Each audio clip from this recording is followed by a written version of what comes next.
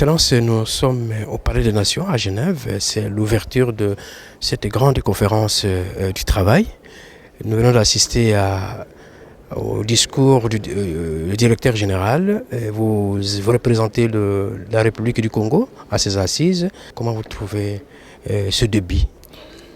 D'abord, je suis très heureux de participer à cette 107e session de la conférence internationale du travail. C'est un grand moment, c'est une rencontre mondiale.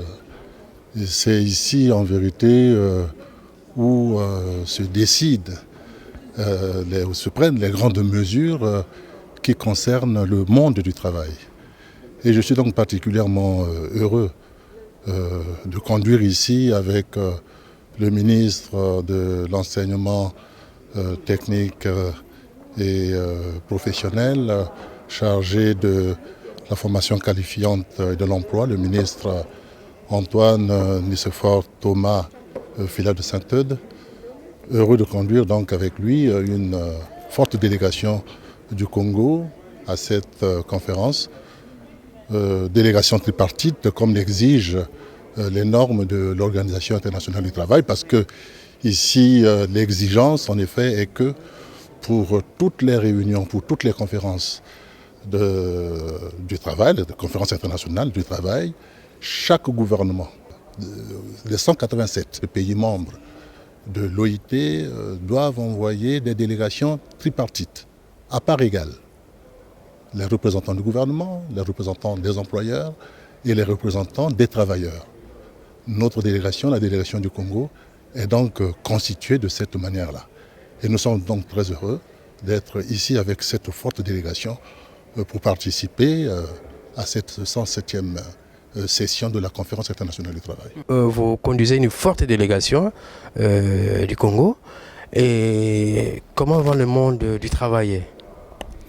Bon, d'abord, avant de parler de façon spécifique de ce qui se passe au Congo, peut-être devrions-nous, si vous me le permettez, nous arrêter un instant sur les enjeux de la présente conférence.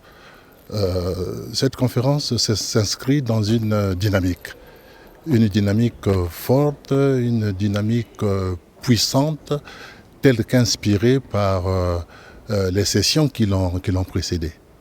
Et c'est justement à partir de l'ensemble de ces enjeux qui se sont joués ici et qui ont eu leur déroulement ici dans cette grande salle, dans d'autres salles, les salles des commissions.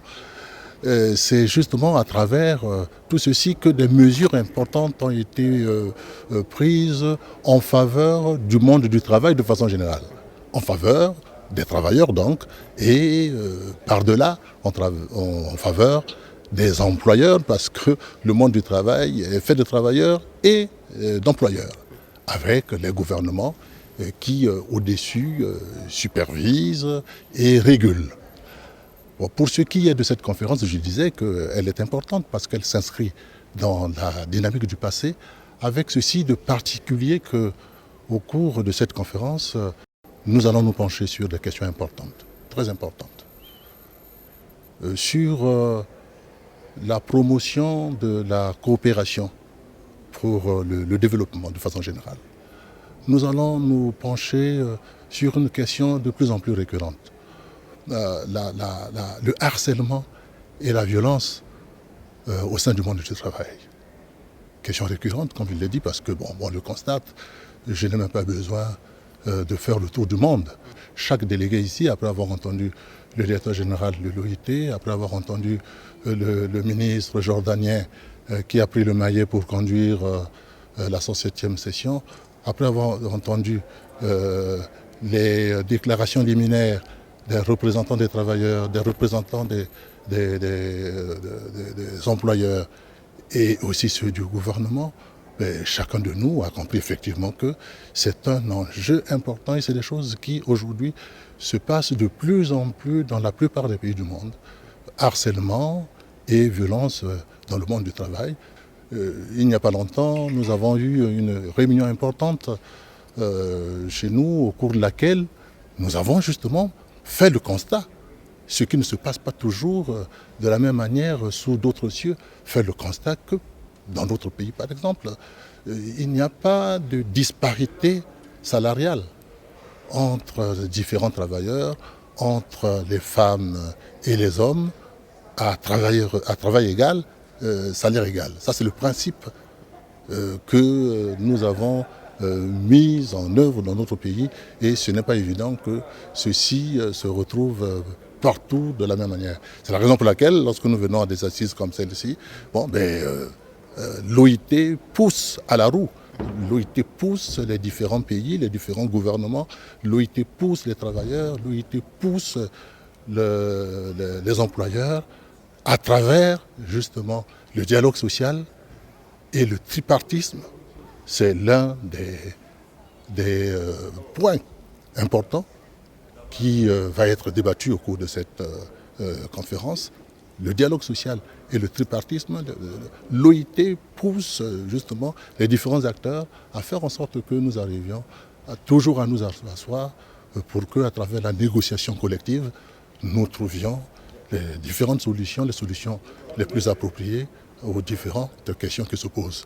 Bon, le dernier point qui sera vu au cours de cette session, qui est également un point important, c'est la définition, la détermination, la révision aussi, la revisitation des normes de notre organisation.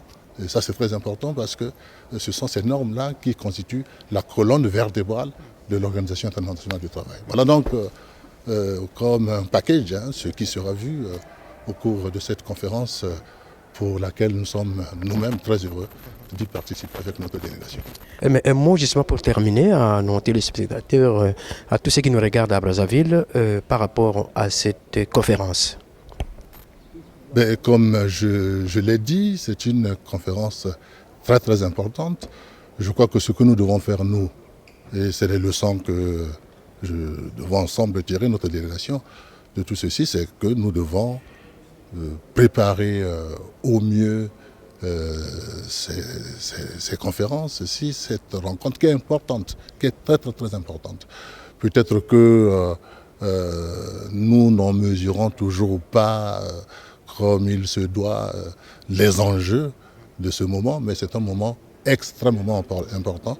Je l'ai dit, c'est le monde entier, c'est le monde du travail qui se retrouve ici pour décider de l'avenir du travail. L'avenir du travail, c'est pas simplement, c'est pas un simple mot. L'avenir du travail, c'est l'avenir des travailleurs. L'avenir du travail, c'est l'avenir des employeurs. L'avenir du travail, c'est aussi cela qui permet justement au gouvernement de jouer son rôle de régulateur dans les meilleures conditions possibles. Voilà. Merci, Excellence.